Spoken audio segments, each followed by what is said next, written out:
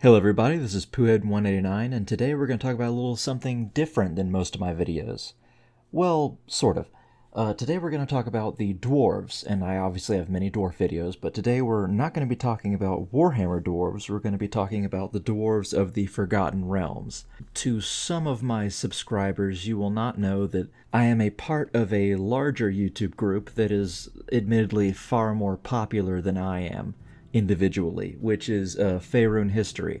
And so that means that I make a lot of Forgotten Realms and Faerun videos, which is a universe of the D&D setting, or it's a setting in the D&D series.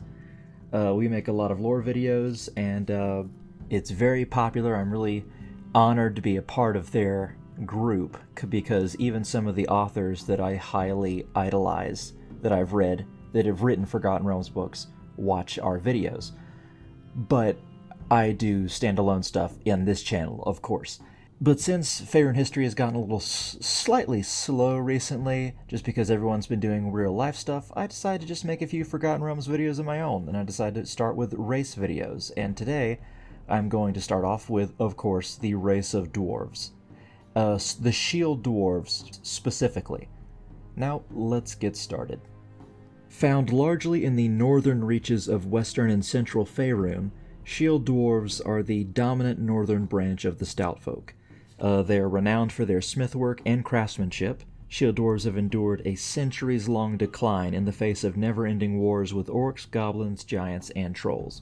Although in recent years, as in the past century and a half perhaps, their chief deity Moradin and his pantheon, or the dwarven pantheon, have created what is called the Thunder Blessing, which is they created a council of the gods to discuss how they can increase the dwarfs, particularly the shield dwarfs, in numbers, and they decided to split each dwarven soul into two, which is why during the Thunder Blessing a lot of dwarven women had twins. So they were essentially dwarven souls that were split to be multiplied. Now, shield dwarves are descended from the founders of Shanatar, which is a legendary dwarven empire, 12,000 years before the current timeline, or somewhere around there. And it's an empire that once ruled the caverns beneath modern-day Amn, Tethir, and Kalimshan. After Shanatar fell, the shield dwarves migrated north, founding kingdoms such as Amarindar, Delzun, which is something that I'm very fond of, the Delzun dwarves, Garagar, Hungdanar, Ogron, and Sarbreen, although those kingdoms have also largely fallen. However, the stout folk of the north endure. The Thunder Blessing has served as a welcome reprieve for the beleaguered shield dwarves, giving hope that the descendants of the ancient Shanatar may one day reclaim the glory of their forebears. Taller by half a foot than their gold dwarf cousins or most other dwarves, shield dwarves average 4.5 feet tall and weigh as much as an adult human. Just like the dwarves in Warhammer, they are much more broad and muscled and stout, obviously, than humans, so even though they're shorter, they weigh just as much. The skin of a shield dwarf is fair or lightly tanned, and their eyes are usually green or silvered blue. Both genders wear their hair long, and males, and very few females, have long, carefully groomed beards and mustaches. So, contrary to popular belief, only a very, very, very small amount of the shield dwarves, or dwarves in general, females, have beards. A few of them do, but not many. Their hair color ranges from light brown to red, with all shades fading to silver or white as time progresses and they age. Shield dwarves keep to their word, whatever the cost, and are incredibly stubborn, unwilling to concede an inch unless there is absolutely no alternative. Such intransigence has enabled dwindling shield dwarf populations to hold on to ancient strongholds with just a fraction of their original defenders. However, it also has led to clan feuds and long-standing misunderstandings with other races that have sapped the strength of the stout folk. Shield dwarves love worked beauty, seeing the world as raw material to be forged and shaped into something more than the original. In some D&D lore, shield dwarves, or dwarves in general, can live to be 2 centuries long. In others, they can live to be far older, such as 4 centuries. Usually they don't live nearly as long as the elves, which is usually around 7 centuries. But I would say that their usual lifespan, in my opinion, would be 350 to 400 years. Now, I will talk about their history in a separate video. This is just going to be an overview of how they are now. we're now going to speak about the outlook of what they have towards the world. Despite their centuries-long decline and deserved reputation for dourness and cynicism, shield dwarves have never succumbed to fatalism. Shield dwarves have traditionally been divided into two camps, the Hidden and the Wanderers, although such divisions have begun to fade since the Thunder Blessing. While members of the former group have literally hidden themselves away from the outside world, content to pursue their traditional way of life, members of the latter group have gone out into the world unbowed by their race's relentless decline, so they usually become adventurers. Shield dwarves are traditionally slow to trust and slow to forget slights, but a dawning realization of their race's plight has left many willing to seek out new ways of doing things, unconstrained by traditional prejudices or practices. Shield dwarves have a long and proud tradition of adventuring, and many shield dwarves follow this route simply in hopes of equaling or exceeding the deeds of those who have come before. Others seek to recover long-lost strongholds and treasures that have fallen to orcs or other beasts. Since the Thunder Blessing, the question for many young shield dwarves is not why should they become adventurers, but why should they not. As you can see, shield dwarves are slightly different than other dwarf subraces or other dwarves in other fictional settings. Nowhere are shield dwarves very greedy like many other dwarven subraces or dwarves in other settings. There are the gold dwarves in the Forgotten Realm setting, and they are far more greedy or miserly than the shield dwarves are. That and the shield dwarves, while they are dour and cynical, they also are not nearly, as I said earlier, as fatalistic as you might think, much like the Warhammer dwarves, and they aren't extremely isolationist. Only a small portion of them are, which is in the former group called the Hidden, and you won't see them much anyway. Now we're going to talk about D&D gameplay, not exactly mechanics, but just what a shield dwarf would usually choose as a class. Constant warfare with orcs, goblins, trolls, and giants have imbued a strong martial tradition in shield dwarf culture. Most dwarves learn to defend their homes and clan, with fighters, paladins, and martial clerics being commonplace. Other shield dwarves focus on time-honored skills, following the path of the expert or the rogue. Arcane spellcasters are very rare, with few of sorceress inclination. Common multi-class combinations include fighter cleric, fighter paladin, and fighter expert. Their favored class is the fighter, and usually, if they choose a prestige class, it will be a battle rager or a dwarven defender. Now we're going to talk a little bit about their society. Although clan and class divisions were once strong among shield dwarves, generations of decline have largely broken their once dominant influence. While shield dwarves are still incredibly proud of their bloodlines, individual accomplishments now counts for more than long-standing tradition or the dictates of clan elders. Shield dwarven lives among the Hidden is still dominated by craft and forge, but increasing numbers of shield dwarves are making their own way in the world as adventurers or as craftsfolk dwelling in human-dominated communities. And just to let you know, the Hidden and the Wanderers don't necessarily need to be from separate clans. Many shield dwarf strongholds have many dwarves that prefer to stay there, and then other dwarves that wander out, such as the merchants or adventurers or ambassadors, and they come back and report what they find. Shield dwarves are raised in tight family units, however, with clan elders playing a diminishing role in overseeing their upbringing. Book learning is common, and most children are apprenticed to learn a trade as they near maturity. Of course, a lot of it is forging, but it doesn't have to be. Some of it can be stonemasonry, some of it could be even farming. Adult shield dwarves are expected to support themselves and their family, as well as bring honor and riches to the clan. While shield dwarves do not shy away from displays of wealth, they avoid ostentation or decadent behavior. As shield dwarves age, they are honored for their wisdom and accorded respect for their past accomplishments. So while the shield dwarf elders aren't exactly the de facto rulers anymore, every shield dwarf will listen to an elder. Families and clans are expected to honor their elders in death with solemn funeral rites and tombs befitting the deceased's reputation and accomplishments.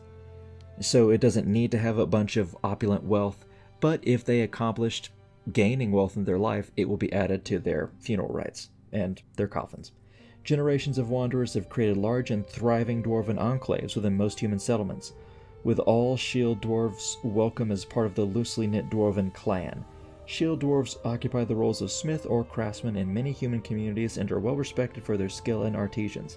Few shield dwarves turn away from veneration of the Mordenziman, which is the dwarven pantheon, but most are quick to learn the local trade tongue and make friends with the races. Like all dwarves, shield dwarves speak Dwarven and employ the Dithek rune alphabet. They also speak Common. The primary shield dwarven dialect, Shanatan, and remember Shanatan is where they initially came from, dates back to the founding of Shanatar and is still spoken by dwarves along the Sword Coast from the Shining Sea to the Spine of the World. To the east, in north-central Faerun, most shield dwarves speak the Galinan dialect, strongly influenced by the Damaran human tongue. Common secondary languages reflect the extensive trading contacts maintained by shield dwarves with their neighbors in the north and include Chundathan, Eluskan, and to a lesser extent Elven and Gnome. The shield dwarves of northern Faerun are more apt to learn Damaran than Eluskan as a secondary language. Many shield dwarves also learn the languages of their traditional foes, including Draconic, Giant, Goblin, and Orc, so they can listen in and also probably insult goblins, orcs, giants, and dragons in their own tongues. All shield dwarf characters are literate, except for the barbarian classes. Shield dwarves have been engaged in a perpetual war against the goblinoid and giant races for many centuries, so their magic reflects martial bent, and they, as stated earlier, pretty much 99% of their magic is divine magic. Or at least is not arcane magic, and so all it could else be is divine. Among the hidden magic from the illusion and abjuration schools are immensely important because they guard a dwarf clan from discovery and attack. So yes, whenever they do have an arcane spellcaster, they use that. The hidden create layer after layer of protective spells to guard every entrance to their strongholds. Usually it's ancient spells, but some of them create new ones today. Many an invading orc horde has been tricked into leaving or frustrated into exhaustion without ever seeing the shield dwarves there fighting.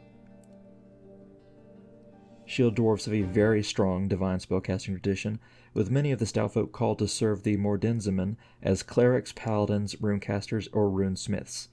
Arcane spellcasters, as stated, are much more rare, but increasing in number, slightly. Shield dwarves favor magical items that aid them in combat far more than spells themselves, whether offensively or defensively. Whether magic is best employed to protect or attack is centuries-old argument among the shield dwarves, with wanderers favoring magic weapons and hidden favoring magic armor. Of course, both of them think having both would be great, but still. In any case, all shield dwarves revere any magic item that facilitates craft work because the urge to create flows strongly in their dwarven blood. Axes and other blades are commonly crafted with keen, holy, lawful, flaming burst, mighty cleaving, sundering, and stunning special effects. Hammers and maces are commonly crafted with holy, impact, lawful returning, shock, shocking burst, stunning, sundering, and throwing special abilities. Armor is typically crafted with fire resistance, fortification, and invulnerability special abilities, reflecting a long tradition of battles against orcs, goblinoids, trolls, and giants and deep understanding of metalworking. It's also good to note that if a dwarf creates a magical item, it doesn't necessarily mean that the dwarf himself can cast spells.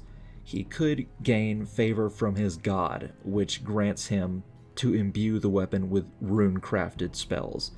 A notable example of this is in the Dritz novels, with Brunor Battlehammer forging his adopted son Wulfgar, the really strong human barbarian, with the weapon Aegis or Aegis Fang, which is a magical runic warhammer. And Brunor Battlehammer is a fighter dwarf. He does not use magic, but he, at the winter solstice, created that magical warhammer that not only was invulnerable, but if thrown, could return to the owner's grasp with a will. Now we're going to talk about the shield dwarf deities. The shield dwarves have venerated the dwarven deities of the Mordenzaman since the dawn of Shanatar, although their mythology has evolved significantly over the millennia. Tark Shanat and his followers in Alotarin venerated Moradin and Baranar, but worship of those two deities receded as Tark's 8 sons set out to found their own kingdoms, each choosing a patron deity of his own from among the 8 children. Dumathoin, Ladugair, Abathor, Clangeddon Silverbeard, Vergadain, Sharanblar, and the twins Dinkarazan and Dirinka. When the 8 kings came together to choose who would first sit on the Wormskull throne, Moradin selected the king of Ultok Sumrin, who was also the high priest of Dumathoin. This act cemented the Silent Keeper's position as patron deity of the Shield Dwarves, but strongly disappointed Dumathoin's chief rivals, eventually leading to Ladugair's bitter exile and Abathar's enduring corruption. But the fall of Xanatar, the Shield Dwarves have abandoned the worship of Ladugar, Dinkarazan, and Diranka, while younger gods such as Thard, Har, Gorm, Gulthin, Marthamor, Duin, Dugmarin, Brightmantle, and Hala Brightaxe had arisen. Dumathoin is considered the patron of Shield Dwarves, and his church is by far the most adherents among Shield Dwarves, although of course all of them reveal Moradin, and Moradin is still a large presence. Miners and smiths venerate the Silent Keeper, but he also has a small following among those other good and neutral aligned Shield Dwarves seeking secrets of arcane lore. The Mountain Shield is also considered the guardian of the dead and is propitiated by most Shield Dwarves during burials. Dumathoin's clerics take charge of all burials, enter the dead in secret vaults, and guard the funeral wealth of great Shield Dwarves. Marthamor Duin, the finder of trails, is venerated by those Shield Dwarves who consider themselves wanderers. He watches over good-aligned adventurers, craftsfolk, explorers, expatriates, travelers, and wanderers. Marthamor has a secondary aspect as the dwarven god of lightning, which curiously has attracted a small but growing number of wizards and sorcerers who specialize in evocation magic. And I will reiterate this again, all the dwarves venerate Moradin, and Moradin essentially holds the ideals of all dwarves, and even though the Shield Dwarves do particularly venerate Dumathoin, they are probably the dwarves that are most like Moradin himself, and Moradin does watch over them very closely. Now, we're going to talk about the relations with other races. Shield Dwarves get along well with most other dwarven subraces, although they regard Gold Dwarven arrogance as naive and have little understanding for their barbaric, wild, and Arctic dwarven kin. Shield Dwarves have a long-standing enmity for the descendants of Clan Durgar, dating back to the kin classes that marked Xanatar's final chapter. And the Durgar are the Grey Dwarves who follow Ladugar, and they attack Durgar on sight. Despite centuries of squabbling with elves and half-elves, Shield Dwarves have always managed to put aside their differences with the Telquisar, which are the elves, in the face of outside threats. Also, Moradin, their chief deity, is very good friends with Coralon, the elven chief deity, and so they try to follow suit. Shield Dwarves have always gotten along well with gnomes, particularly rock gnomes and deep gnomes. Colored by their experience with Lightfoots, Shield Dwarves find halflings to be somewhat unreliable but easy to get along with. Shield Dwarves get along well with most humans, particularly Eluskins, Tetherians, Chundathans, and Damarans. Shield Dwarves see half-orcs as little better than their hated brethren, although exceptions do exist. If a half-orc proves himself, the dwarves are like, you're cool. The Stalfolk of the North associate most plain-touched with the horrors of Hellgate Keep, unfortunately. So if they see any tiefling and they're in the Silver Marches, they'll usually consider them bad, and they view them with suspicion. Earth Genocide are a notable exception, and are commonly welcomed in dwarven delves across the north. Now, we're going to talk about something odd, which is the animals and pets. Shield Dwarves favor bats, especially the common bat, canaries, and small lizards such as the spitting crawler as pets and familiars, these pack lizards and mules as beasts of burden, although they do commonly employ ponies as steeds and pack animals, except in Ilt Khazar, where riding lizards are still the norm.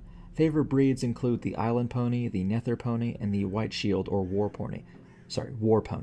The Shield Dwarves of the Far Hills employ dire bats as steeds. That's badass as fuck, fitted with exotic military saddles, to navigate the subterranean wells they call home. Shield Dwarf barbarians and battle ragers often employ dire boars as steeds. Now, the last thing we're talking about is the dwarven equipment that they usually use for battle. Shield Dwarves favor a wide range of weapons, including battle axes, crossbows, gauntlets, hand axes, heavy picks, light hammers, light picks, long swords, half spears, short swords, mauls, throwing axes, and warhammers. Most unusual weapons include dwarven erg rushes, which are great axes. Well, not great axes and the great axe, but they're awesome as fuck axes. Dwarven war axes, horned helmets, spike chains, spike gauntlets, spike helmets, and spike shooters. Most of the spike stuff is for dwarven battle ragers. Typical forms of armor include breastplates, chainmail, half-plate, full plate, large steel shields, and small steel shields. Less common forms of armor include dwarven plate, grasping shields, and large mithril shields. Whenever possible, Shield Dwarves fashion their armor from mithril, Their love of the metal matches the Gold Dwarves' admiration for adamantine. Alright guys, well I have been a fan of the Shield Dwarves for about 17 years now. I got a lot of my information from an old book that I got about 15 years ago called The Races of Faerun, which is from 3E.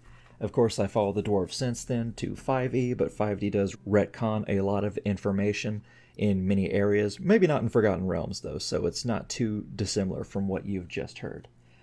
Alright, guys, I hope you enjoyed the video. Please like or subscribe if you did, and if you feel like you should. And please comment, because I always love comments and discussion. Alright, thanks everyone.